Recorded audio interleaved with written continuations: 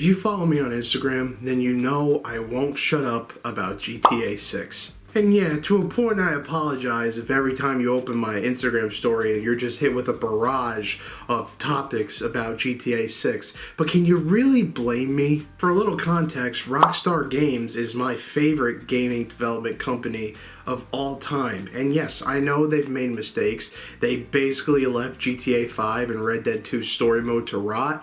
But time and time again, they make games that are perfect to near perfect, in my opinion. Maybe besides like LA Noire, I don't know, I wasn't a fan of that game, but maybe I should give it another try. Rockstar just has this energy, or like as the kids would call it, aura about them that I can't help but admire, and sometimes it inspires me. They revolutionized the gaming industry time and time again, and that's why so many companies try to capitalize on that success and do it their own way. Sometimes it works, and other times, okay. While Rockstar has made breathtaking open worlds more times than the amount of women I've kissed, that's not the reason I play their games. It would be silly to say that Rockstar doesn't know how to make fantastic stories. And yeah, I've heard the criticism of GTA 5 story, and I agree with what a lot of people say. But I don't know, man. I love that story. Ending A is the best ending, by the way. Get fucked. Back in 2013 when GTA 5 dropped, I was 14 years old. And yeah, I bought the game to do crime, steal cars, and yay, strip club. But instead what happened was I fell in love with the world, the story, and the characters. Then, in 2018, that happened all over again with my favorite video game of all time.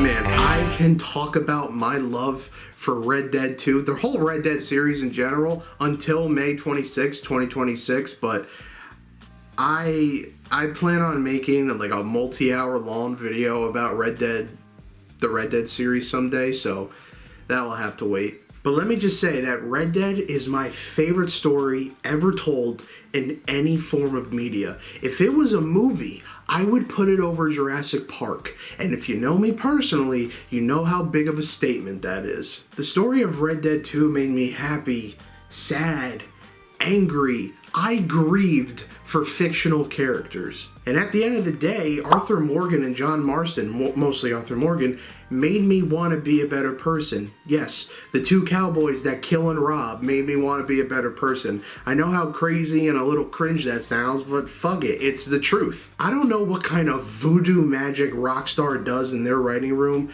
but something about the way they craft stories just scratches that part of my brain that it turns me into a dog when like you scratch behind their ears and they go into a trance. So it shouldn't be any surprise when I say the number one reason I'm most excited for GTA 6 is because I get to watch another story by Rockstar unfold. And yeah, I know the open world's gonna take over my life and I'm gonna explore my heart out, but my first playthrough is mostly just gonna be going from mission to mission. Then my second playthrough will be the 100% completion run, and y'all won't see me for a couple months. That's not a joke. I do plan on going internet silent once I'm 100, you know what I mean. I'm also a little nervous about GTA 6. I hold Red Dead's story in such high regard that I have to remind myself and tell myself that, hey, just because these are the same people that made your favorite story ever,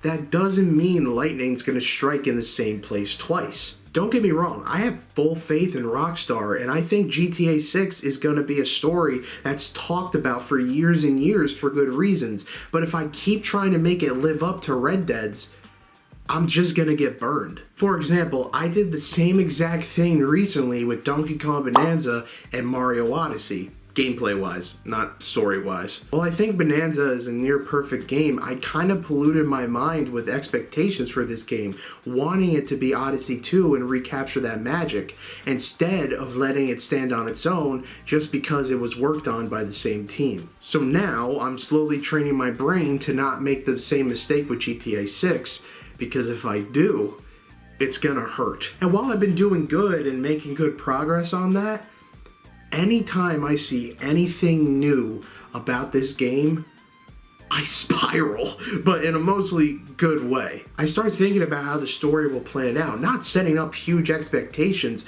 but just thinking of ways the story can go and like neat little things. But if that doesn't happen, that's fine. Because while I do love story writing, I have to accept that I'm a novice at it. And any idea I come up with, 99.9% of the time, Rockstar is going to come up with something 10 times better. Because they probably went to college for this shit. And I need to touch grass. I need to go outside.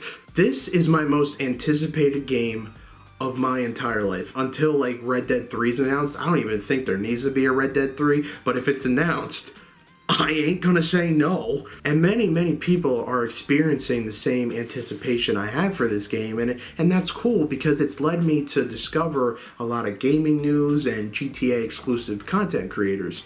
I think that's just, it's pretty cool. GTA 6 o'clock, if you guys are watching this video, I would love to be a special guest on the episode, on any episode.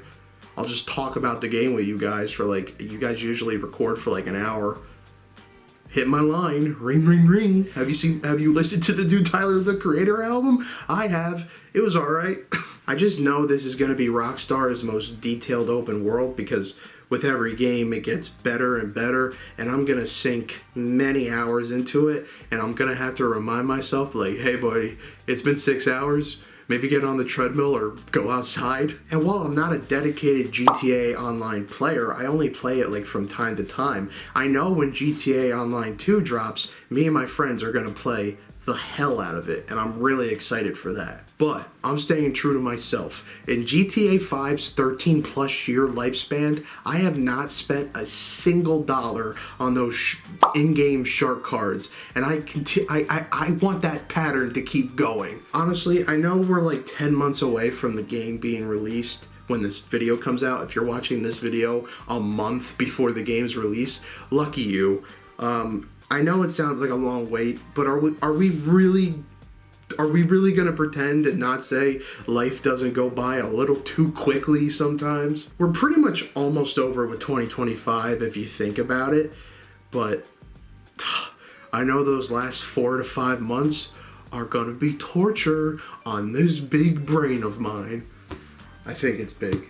I'm kind of stupid sometimes. And we still have a lot of stuff to look forward to before the game's release. And if I was a betting man, I would probably say we get trailer 3 most likely before 2025's over. Now, of course, a second delay is always a probability, but during Take-Two Interactive's quarterly meeting, and they were just on CNBC, they seem pretty confident with the 2026 release date. Usually once Rockstar sets an official date, and it's not just like spring 2026, when it's like a specific day, they usually make that deadline. And if there is a second delay, don't get me wrong, that's gonna suck. And I'm gonna be very, not sad, but you know what I mean. But if there is a delay, that just means GTA 6 improves more and more. I made a little mock-up of like my pre-release timeline prediction for this game, so I just thought I would share it for this video. I posted it on my Instagram story, but I'll talk about it in this video. Alright, I'm just gonna read what I wrote down. I'm putting on my tinfoil hat for this one. Just deal with my enthusiasm, please. So GTA 6 pre-release timeline prediction. Early/mid-December 2025, we get trailer 3. We could get it in November, but I'm leaning towards December. January 2026, pre-order start. It's a $70 base game, and then a $90 deluxe edition with 3-day early access, and then $110 super deluxe with a 5-day early access. Then in February, I think we'll just get like more screenshots. Maybe the website will get updated. And then March and April 2026, we finally get an extensive look at the gameplay and open world. And then on May 26, 2026, it's release day, and I make it my personality for like 1 to 2 years, just like I did with Red Dead. Overall, I can't stop thinking about GTA 6, and I won't stop thinking about it until I'm playing as Jason or Lucia. And if there's an early access available, I don't care how fucking much it is, I'm gonna buy it. I know I'm the problem, but accepting that is the first step of healing. Can you tell I'm a recovering addict? What? Nah, but in all seriousness, I wanted to vent a little bit and just talk about GTA 6. So, that's why I made this video. Thanks for watching. That's really all I have to say. I gotta think of like an engagement for this video. Just let me know what your thoughts are on GTA 6. Let me know how excited you are for it. Let me know how you think the story's gonna play out. I saw some theories that Jason's a cop. I think that would be cool, but any time we come up with a theory about a Rockstar story, it's all the opposite always happens. But I don't know. Just let me know what you guys think about the game and what you want the story to be, but don't set up too big expectations. Yeah, that's all I gotta say. I'll see you guys in the next video. Like, comment, subscribe, all that good stuff, and probably expect a lot more GTA content, Red Dead content before GTA 6 comes out, because my brain is very wired on Rockstar content right now, so alright, I'll see you guys next time. Peace.